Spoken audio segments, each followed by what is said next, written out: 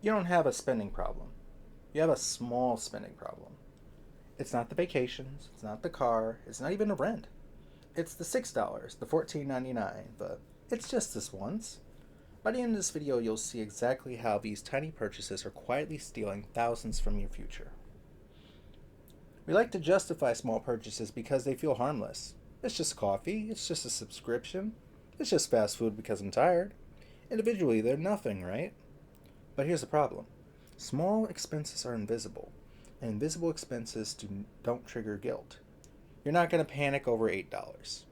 However, $8,000 is probably going to send you into a panic.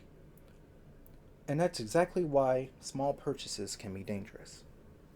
Let's say you spend $6 a day on coffee. That's $30 a week. That's $120 per month. That's $1,440 per year.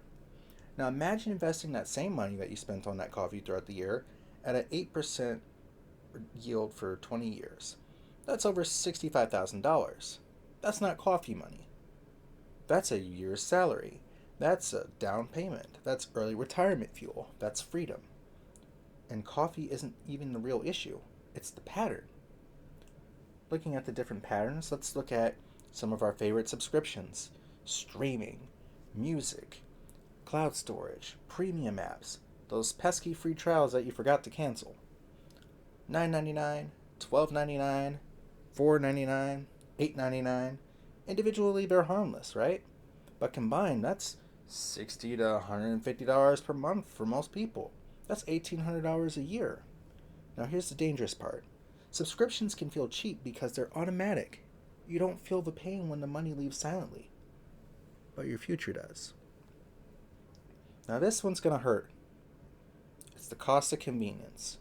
The food delivery because you're tired after a long day at work, gas station snacks when you're on the go, upgrading for faster shipping because you just gotta have it now, or impulse Amazon purchases because it just looked awesome. Convenience is expensive. We trade money to avoid discomfort. But having financial goals requires short term sacrifices and short term discomfort. Every time you choose convenience, you are choosing today over tomorrow.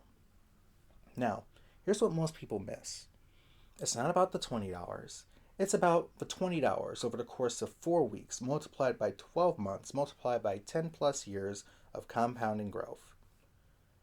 Very small leaks have the potential to sink big ships. And most people don't fail financially because of one massive mistake, they fail because of thousands of tiny ones. Small purchases have the potential to delay investing, emergency funds, paying off debt, starting a business, quitting a job you absolutely hate. And it's not that you can't afford your goals, it's that your money is scattered. And scattered money never builds momentum. Focused money changes everything. Now, I'm not telling you to never buy coffee again. That's unrealistic. Instead, track every small purchase for 30 days. Add them up and pick a category to cut by at least half and automatically invest the difference. You don't need to be extreme, but you do need to be intentional. Again, this isn't financial advice, but this is, however, education for different things that you can do to help better your financial situation. Financial freedom isn't built on big dramatic moments. It's built in quiet, consistent decisions. The swipe, the tap, the add to cart, the small purchases won't necessarily ruin you overnight, but over time, they can delay your freedom by years. And the most expensive purchase that you'll ever make is the one that you didn't think that would matter.